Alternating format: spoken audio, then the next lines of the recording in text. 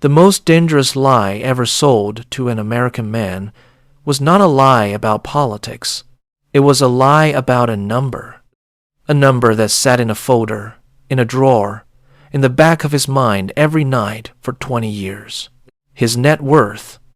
And in the fall of 2008, that number, the one he had built his entire identity around, was revealed to have never actually existed at all. You know this feeling, even if you have never put words to it.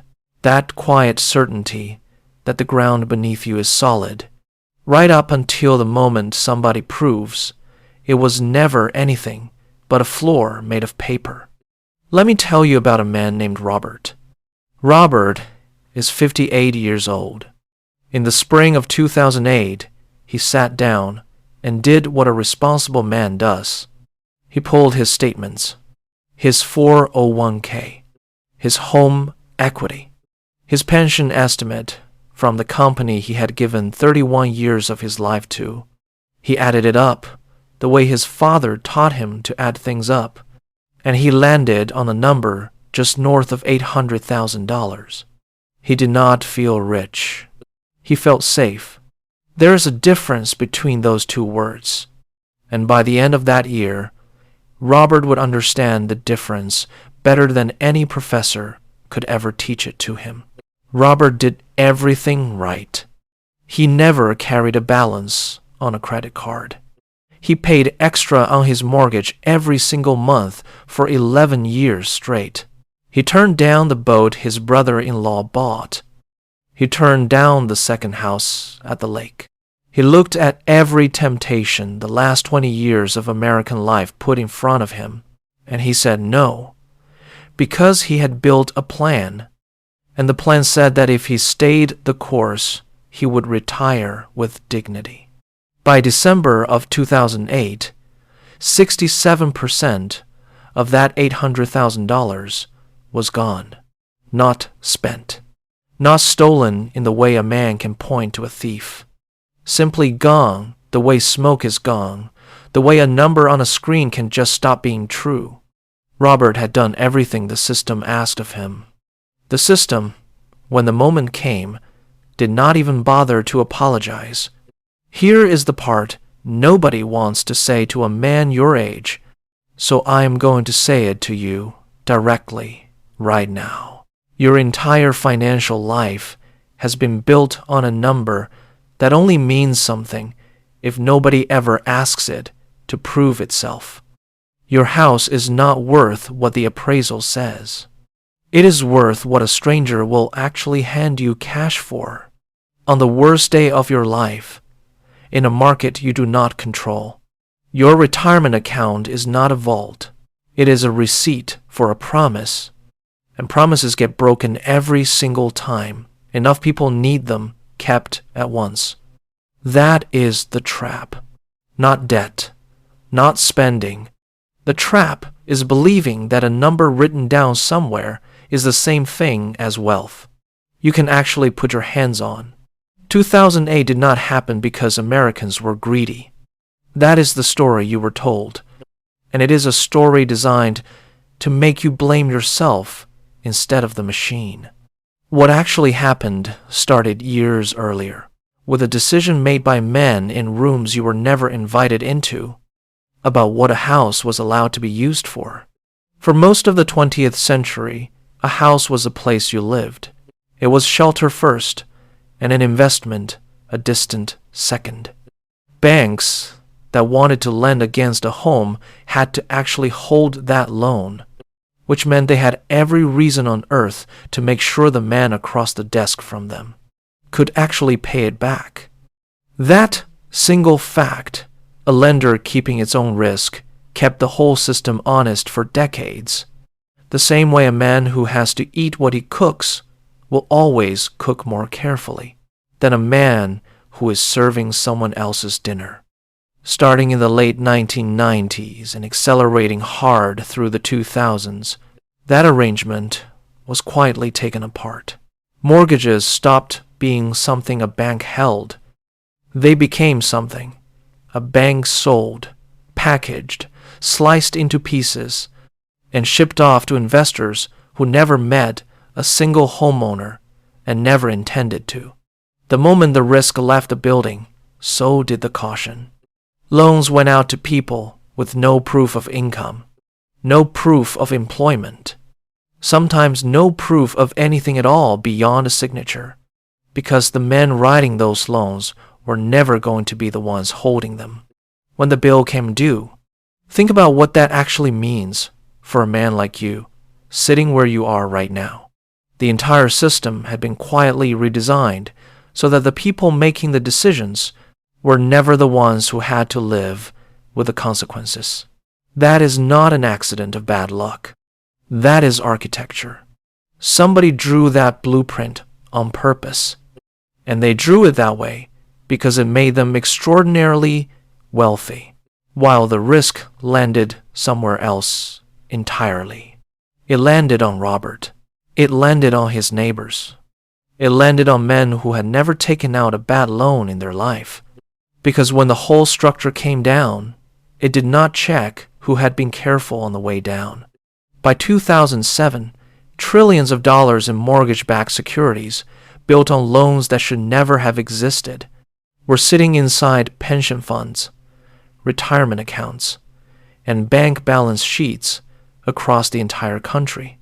Nobody rang a bell. There was no announcement. There was just a slow, then sudden realization that the paper everyone had been calling wealth was actually just paper. And paper burns fast once somebody finally strikes the match. The mechanism is identical today. Only the names have changed. Your retirement account right now is not sitting in a vault with your name engraved on a little brass plate. It is a number on a screen, generated by a system that has every incentive to keep you calm and invested, and never once ask what happens the day everyone tries to cash out at the same time. Here is what should actually keep you up at night about all of this. It is not that the crash happened once in 2008.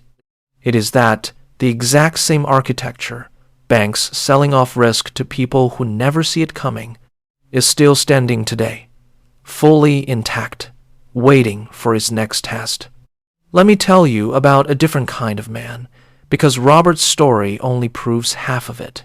His name is Marcus, and Marcus did the opposite of everything Robert did. Marcus believed in leverage. He believed the financial advisors, the magazine covers, the whole chorus that told him a smart man uses other people's money. By 2007, he had refinanced his home twice, pulled equity out both times, and used it to invest in a second property he was certain would double in 5 years. He carried a home equity line, a car loan, and a business loan for a franchise he had opened with his brother. Every monthly payment was current. Every bill was paid on time. On paper, Marcus was a success story, a man who understood that money makes money, a man other men at the barbecue asked for advice. When the crash hit, the bank that held Marcus's home equity line did something he did not know they were legally allowed to do. They froze it. Overnight, with a letter, not a phone call, they simply shut off access to a credit line he had been counting on to bridge his business through a rough quarter. The property values that backed his second house collapsed by more than the entire equity he had pulled out of it. His franchise, dependent on local spending that vanished overnight, could not make payroll within 8 months. Marcus did not lose his shirt because he was reckless. He lost it because he trusted an institution that had already decided, in a room he was never in, that it would protect itself first and explain later. This is what almost nobody tells you plainly. Robert, who owed nothing, and Marcus, who owed everything, both ended up in the same place. Robert lost a number in his account. Marcus lost a number and the roof over his family's head. Two completely different strategies, both built entirely on trusting a system that was never designed to protect the man following the rules. It was designed to protect the system. Here is the part that is going to make you uncomfortable. There was never a version of this where playing it safe or playing it aggressive actually mattered, because the game itself was rigged at the foundation, not at the edges. You cannot outsmart architecture.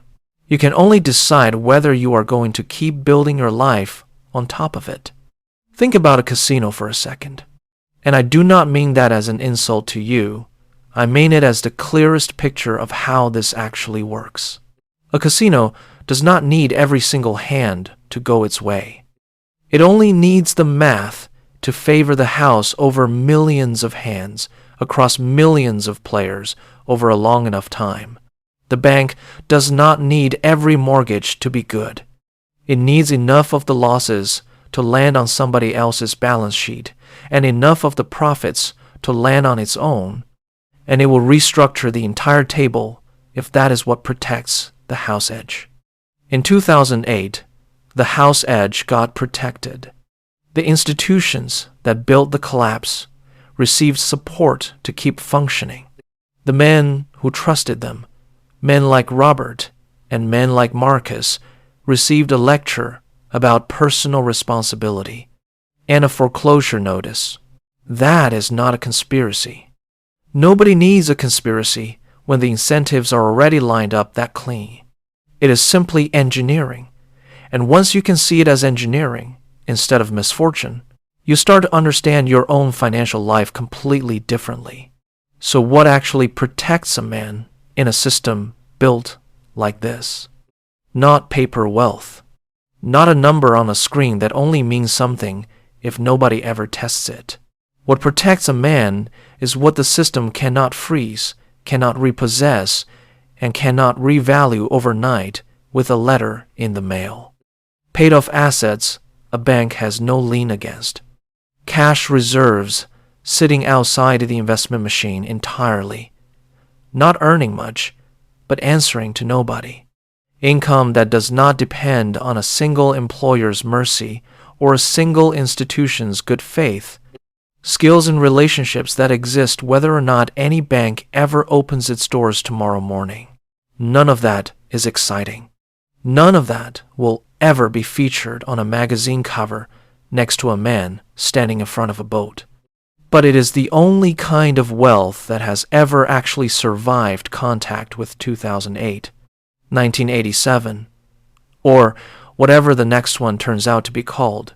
The wealth that survives is the wealth nobody else can touch, freeze, or reprice while you are asleep. Robert is 66 years old now. He works 2 days a week doing consulting for his old company, not because he has to, but because the 11 years he spent paying down that mortgage early meant that when the crash came, his house, at least, could never be taken from him.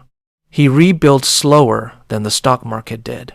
He rebuilt on his own terms, in cash, in things a letter in the mail could not touch. He tells people now that the crash did not ruin him. It corrected him. It showed him, at 58 years old, the difference between a number and a possession, and he has never confused the two again. You are going to hear a lot of noise for the rest of your life, telling you that the answer is to invest more, diversify more, trust the professionals more. Some of that noise is even well-intentioned, but underneath every piece of that advice is an unspoken assumption that the system holding your wealth is stable, honest, and built to protect you first.